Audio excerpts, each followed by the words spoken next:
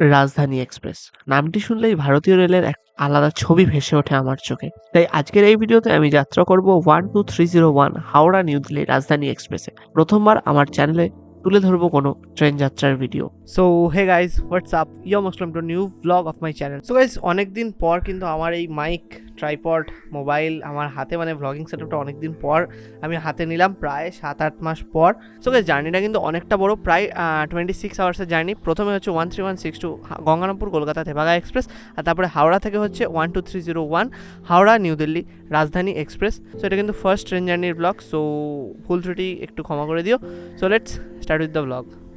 তারিখটা ছিল 30-10-2024 সকাল 6:45 নাগাদ আমি আমার বাড়ি থেকে যাত্রা শুরু করলাম গঙ্গারামপুর রেল স্টেশনের উদ্দেশ্যে, যেখানে সকাল 6:18 নাগাদ ছিল 13162 গঙ্গারামপুর কলকাতা তেভাগা এক্সপ্রেস, যেটা কলকাতার চিতপুর স্টেশনে পৌঁছাবে 2:15 নাগাদ। নির্দিষ্ট সময় থেকে 3 মিনিট লেটে অর্থাৎ 6:23 নাগাদ গঙ্গারামপুর রেল স্টেশন থেকে রওনা দিল 13162 গঙ্গারামপুর কলকাতা তেভাগা এক্সপ্রেস।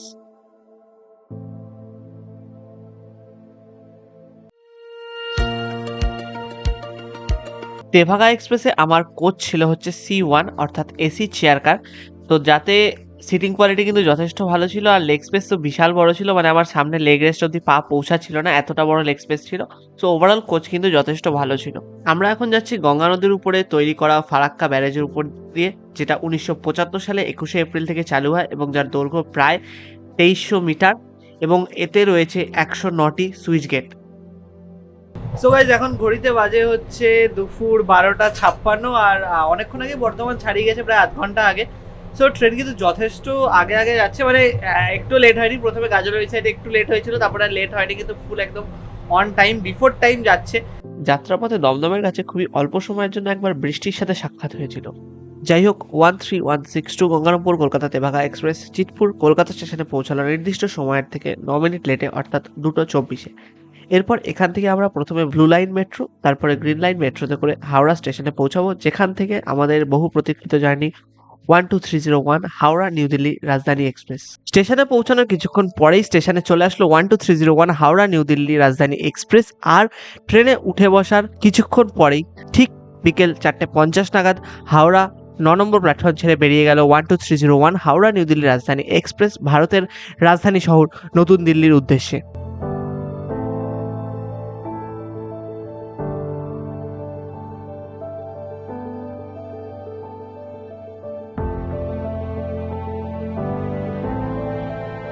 রাজধানীতে আমাদের কোচ ছিল হচ্ছে B11 অর্থাৎ এসি 3 টায়ার কোচ। কোচের কোয়ালিটি আর কমফর্ট কিন্তু যথেষ্ট ভালো ছিল, আর কোচের মধ্যে মিনিমাম যেটুকু ফেসিলিটি দরকার সেটা কিন্তু যথেষ্ট ভালোভাবেই ছিল। আর উঠতে উঠতে আমাদেরকে প্রত্যেককে দিয়ে দেওয়া হয়েছিল একটা করে 1 লিটারের জলের বোতল রেল নিরের।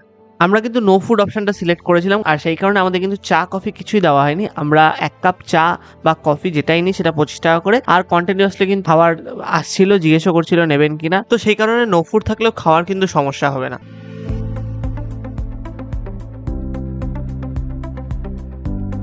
Station Dhanbad junction.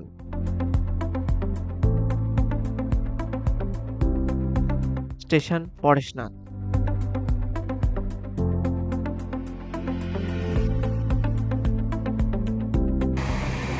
বাইরে আসলে বোঝা যাচ্ছে ট্রেনের স্পিড কতটা। বাজে হচ্ছে রাত 9:50, দেখতে পাচ্ছি আমাদের এই যে দুটো মিডল বার্থ, একটা মিডল বার্থ, একটা মিডল বার্থ আমার দিদি। সো বিছানা রেডি, আমরা গয়া ঢুকবে 10:30টার দিকে, পরেশনাথ পার হয়ে গেছে। কাল সকালে কানপুর বা অন্য ওই সব কোথাও থাকবো, কানপুরেই থাকবো হয়তো, মেবি ঘুম থেকে ওঠার সময়। দেখা হচ্ছে কাল সকালে। Station Gaya junction.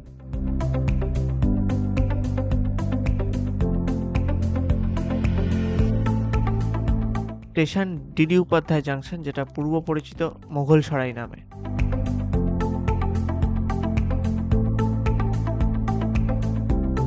The next morning.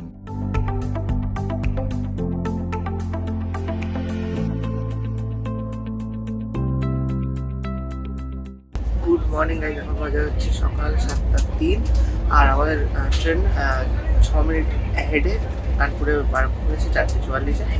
এখন কোথায় আছে এক্স্যাক্টলি জানি না, মাঝে সব স্টেশনে কানপুরে 4টে বাজে, তারপরে দিল্লি ঢুকবে 10টা বাজে, মাঝে কোনো স্টপেজ নেই।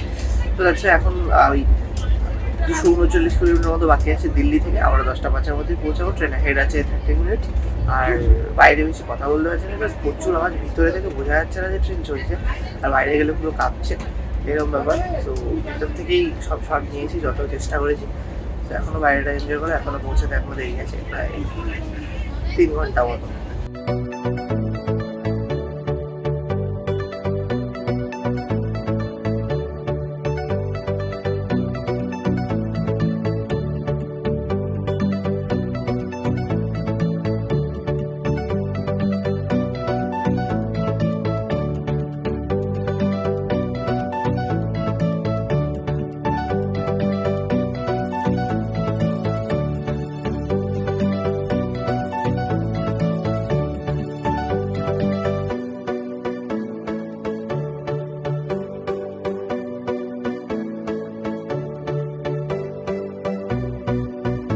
পরিষ্কার পরিচ্ছন্নতার কিন্তু কোনো অভাব ছিল না। কন্টিনিউয়াসলি ফ্লোর মোছার কাজ এবং ডাস্টবিনের নোংরা সংগ্রহের কাজ কিন্তু কন্টিনিউয়াসলি হয়ে যাচ্ছিল, সেটা রাত্রি হোক বা দিনের বেলা।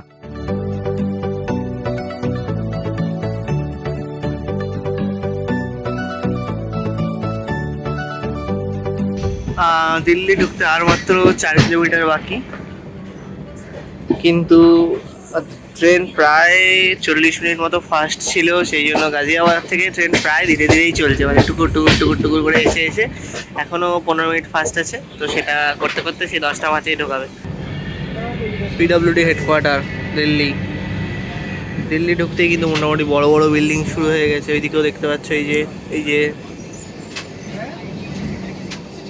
তো ফার্স্ট টাইম এক্সপিরিয়েন্স হিসাবে রাজধানী এক্সপ্রেসকে great experience. Howrah new Delhi 1201 Rajdhani express, দারুণ অভিজ্ঞতা। দিল্লি এসে ফার্স্ট হাইওয়ের দেখা, দিল্লির হাইওয়ে।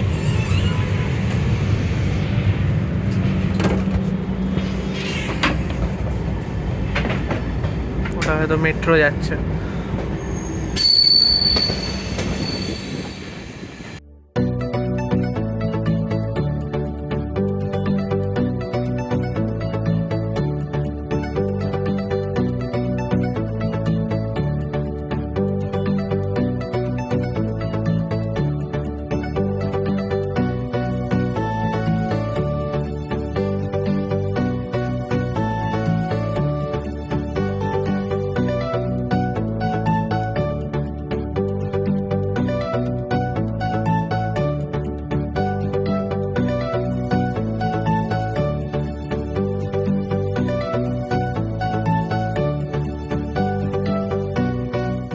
এই যে আমাদের ট্রেন, কোচ নাম্বার B11, আমাদের ব্যাগপত্র।